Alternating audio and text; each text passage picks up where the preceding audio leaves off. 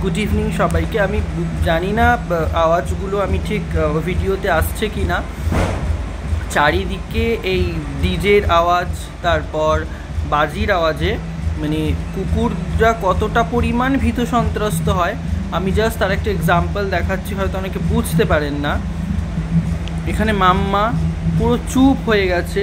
আচ্ছা, বাকি দেখুন আমার ঘর পুরো ফাঁকা, মানে আমার ঘরে কেউ নেই। সবাই বেসিক্যালি এতটাই ভয় পেয়েছে, সবাই এই যে সব খাটের নিচে ঢুকে পড়েছে। এই দেখুন, ভয়েতে সব খাটের নিচে, মানে কেউ খাটের কেউ আর বেরোচ্ছে না ভয়।